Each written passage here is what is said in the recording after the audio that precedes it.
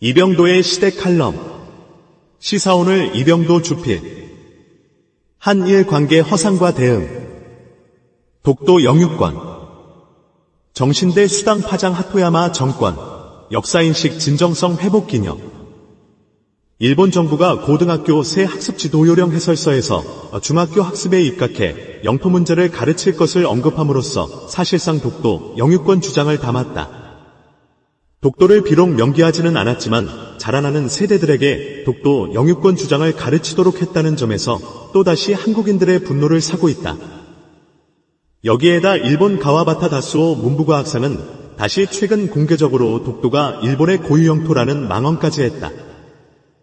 문제의 핵심은 일본은 중학교에 이어 이번에는 고교에서까지 독도 영유권 교육의 길이 사실상 새로 열렸다는 점이다.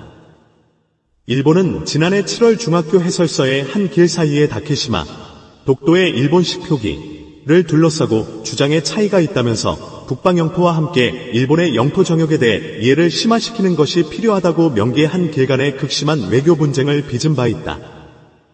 학습지도 요령 해설서는 학습지도 요령과 함께 교과서 제작 및 교사 수업의 지침이 된다.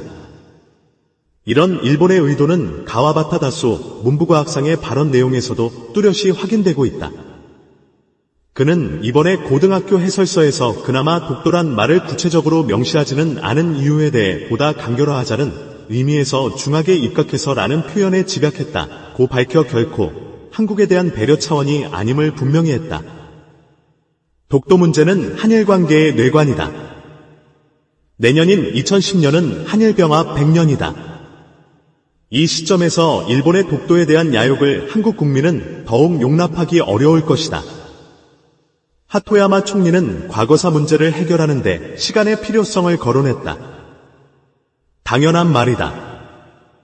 그러나 그 전제는 누구나 해결에 역행하는 행위를 하지 말아야 한다는 점일 것이다. 어느 한쪽이 잊을 만하면 아픈 상처를 들쑤시곤 한다면 오히려 악화될 뿐이다. 사실 자민당 장기집권 체제를 무너뜨린 민주당의 하토야마 유코 총리 정권은 우회 외교를 내세우면서 한일 관계 개선에 대한 기대감을 높였다.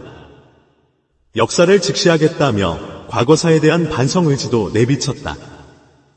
그런 민주당 정권이 자민당 정권과 다를 바 없이 행동하는 것은 우회 외교의 진정성을 의심하게 만든다.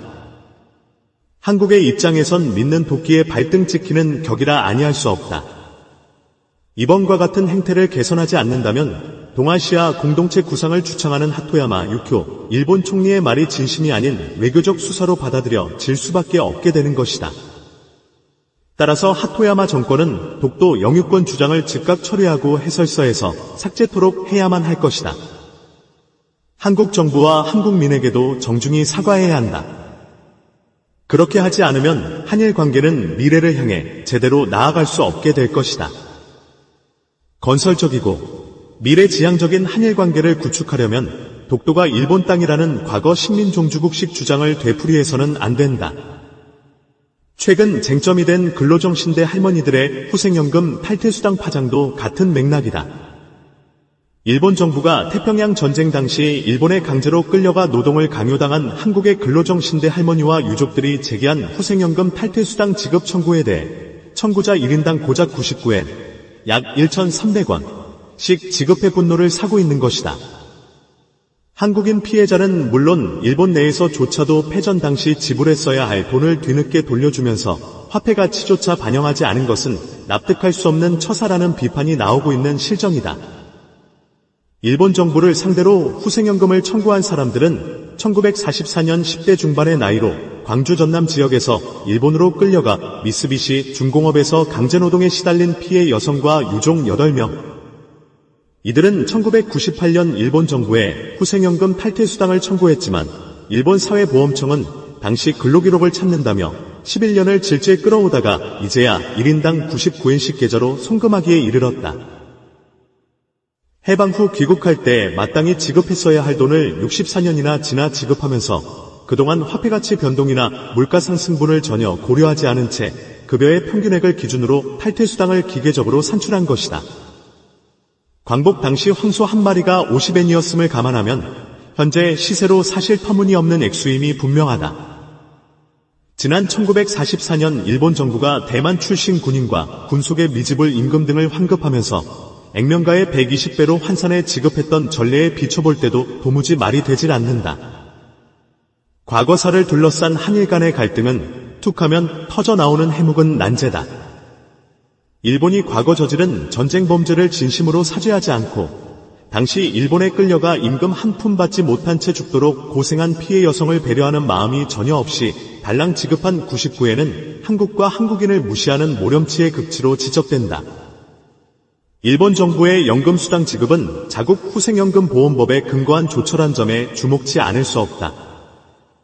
태평양 전쟁기에 동원된 근로자들이 연금 수급 기간을 채우지 못한 채 탈퇴할 경우 정부가 수당 지급을 보장한 제도가 후생연금 보험법이다. 일본 정부가 국가 차원의 강제징용을 부인하면서 한국인 징용자를 근로자로 인정, 수당을 지급했으니 강제징용 사실을 인정한 것이다. 그러나 억울하게 끌려간 징용자들의 정신적, 신체적 피해를 우리 돈 1,200원으로 무마하겠다는 의도는 아무래도 또다시 혹독하게 다가온다. 독일, 프랑스의 전후 처리와 보상에서 보듯 과거사 청산은 사실 직시와 온전한 현실 치유를 통해서만 이룰 수 있다. 이번 강제징용 한인에 대한 어처구니 없는 보상은 그래서 더욱 불안감을 갖게 한다. 순간의 어려움만 면하려는 말뿐인 청산은 한일 관계 전반에 더 큰 문제와 갈등을 불러올 게 뻔하다. 대만인들이 제기한 비슷한 소송에서 일본 정부가 1995년 120배로 환산해 지급한 사례와도 대조되는 일이기 때문이다. 한일 관계의 새로운 역사를 열 수 있는 진정한 화해를 이루려면 일본의 과거사에 대한 올바른 인식과 책임을 감당하는 자세가 선행되지 않으면 안 된다.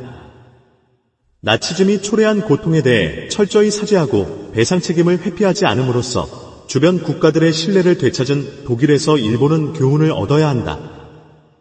하토야마 정권은 과거사의 참된 정리 없이는 진정한 한일 관계, 나아가 동아시아 공동체 구상이 공연불이라는 사실을 명심해야 할 것이다. 집권 민주당 최고 실력자로서 얼마 전 한국을 찾은 오자와 이치로 민주당 간사장은 일본 국민 중 한 사람으로서 사죄하지 않으면 안 되는 역사적 사실이 있다면서 한국민이 환영해준다면 2010년에 일왕이 한국을 방문하고 싶다고까지 했다.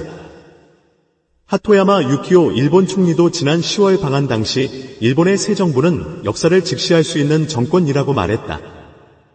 그런 차에 이런 사태들을 막고 보니 한국민들로선 더욱 기만당한 생각이 드는 것은 당연하다. 한마디로 1인당 고작 99엔을 송금의 모욕을 주더니 끝까지 독도 문제를 물고 늘어지는 일본 당국의 자세는 차라리 서글픈 정도다. 한일 합방 100주년을 계기로 양국 관계의 새 미래를 열어가자는 다짐도 헛말이 될 수밖에 없다. 양국 관계의 미래를 열어나가는 일본 정부의 진정성과 책임있는 행보가 거듭 촉구된다. 우리 정부도 할 일이 적질 않다. 한국 정부는 그동안 대일 청구권 협정을 핑계로 강제징용 징병 피해자들의 보상 및 임금, 예금 소송에서 전혀 역할을 하지 못했다. 정부가 태도를 바꾸지 않으면 같은 사례는 또 발생할 수 있다. 때문에 한국 정부는 결코 미온적으로 대응해서는 안 된다. 독도 문제의 경우 당초 중학교 교과서 해설서 파문 때 확실하게 이를 처리하지 못한 것이 화근이다. 정부는 이제보다 강력하고도 단호한 대응에 나서야만 한다. 외교통상부 장관이 시계에 놀이주한 일본 대사를 불러 항의와 우려를 전했는데 그 정도론 약하다. 독도 영유권에 대해 추호도 오해를 살 여지가 없도록 확고히 대응, 일본과 국제사회에 분명한 메시지를 전하도록 해야만 한다.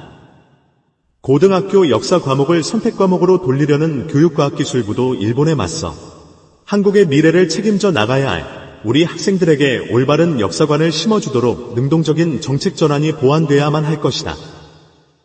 이병포 편집인 이병도 시사원을 주필은 누구인가? 이병도 주필은 평소 우리 민족의 시원이자